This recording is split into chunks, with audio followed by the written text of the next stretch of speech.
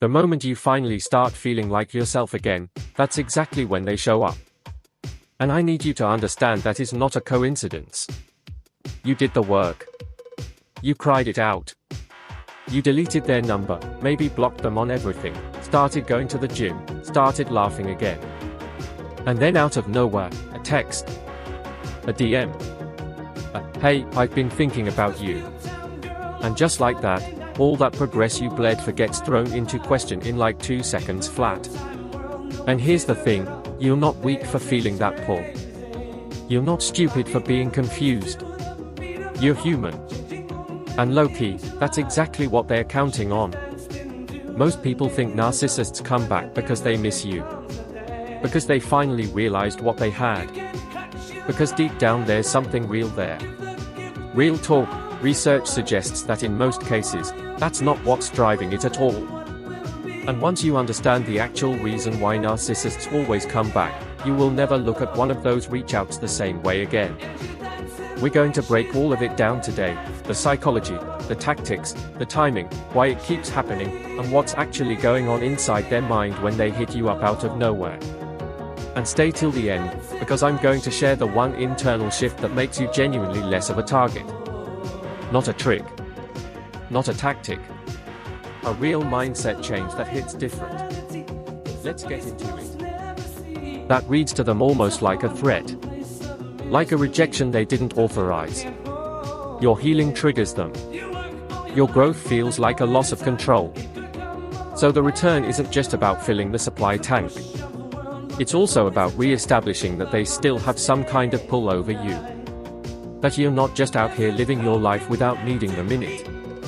This is why so many survivors of narcissistic abuse describe the most intense hoovering attempts happening at exactly the worst moments, right after a major win, right when a new relationship is going well, right when they finally feel free. It's like clockwork. And knowing that pattern exists is genuinely protective. Because once you see it, you can name it instead of getting swept up in it. The trauma bond, why you're still vulnerable even when you know better. Let's be real about something that's hard to say out loud. You can understand all of this intellectually and still feel that pull when they come back.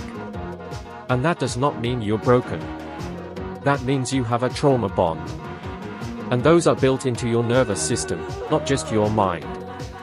Trauma bonding happens when you go through repeated cycles of tension, explosion, and reconciliation with someone. The highs feel really high. The lows feel really low. And your brain, trying to make sense of that roller coaster, starts to attach to the person creating the chaos because they are also the person providing the relief. It's similar to what psychologists call intermittent reinforcement. When rewards are unpredictable, the brain actually craves them more. Think about a slot machine. You keep pulling the lever not because you always win, but because sometimes you do, and you never know when. That unpredictability creates compulsion. And narcissistic relationship cycles are built on exactly that structure, whether intentionally or not. So when they come back and they're being warm and attentive and saying everything you needed to hear during the relationship, your nervous system doesn't instantly go, this is a manipulation tactic. It goes, oh, here's the relief. It goes, maybe this time is different. That response is biological. It's not a character flaw. But it is something you have to consciously work against. Number 4, the myth that needs to be busted right now. Most people think that if a narcissist keeps coming back, it means the connection was special. That the relationship meant more than they let on. That all the pain was somehow proof of depth.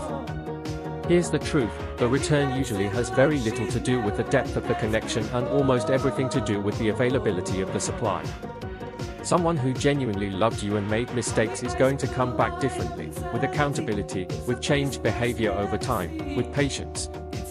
A Hoover looks like intensity and promises. It does not look like sustained, consistent change. And here's another one, most people think going no contact is cold or immature. Like you're playing games or punishing them by not responding. Straight up, that is not what no contact is. No contact is a boundary you set for your own healing. It's not about them at all. It's about giving your nervous system the space to deregulate, to stop waiting for the next message, the next flip, the next cycle. It's one of the most psychologically sound things you can do after narcissistic abuse. And the fact that it also happens to cut off their supply is just a consequence, not the goal. Number 5. The internal shift that actually makes you less of a target. So here's the bonus I promised at the start, and this one matters. There's this idea that you can protect yourself from hoovering by getting better at spotting the tactics. And yeah, that helps. But the real protection isn't tactical. It's identity level. What makes someone a reliable supply source is emotional reactivity, the fact that they can be moved.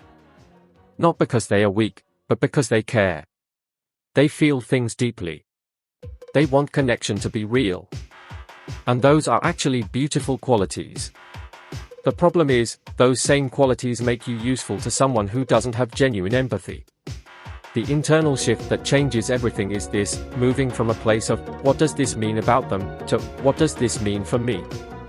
Every time they reach out, the question stops being, are they serious this time? Did they change? Do they really miss me? And starts being, is this good for my life? Does this person's presence actually make my world better or worse? When you're rooted in that question, their return loses its power. Not because you've become cold, but because you've become clear. And clarity, low-key, is the thing they cannot work with. At the end of the day, why narcissists always come back is not the complicated mystery it feels like in the moment. It's supply depletion. It's hoovering. It's the discomfort of watching you heal without them. It's a trauma bond that your nervous system is still trying to resolve. None of that is about love.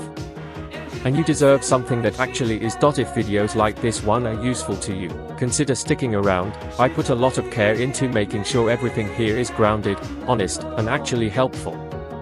Not just content for content's sake. And I want to hear from you in the comments. What was the moment you realized the return wasn't really about you? Drop it below. Seriously, those conversations matter, and you might help someone must.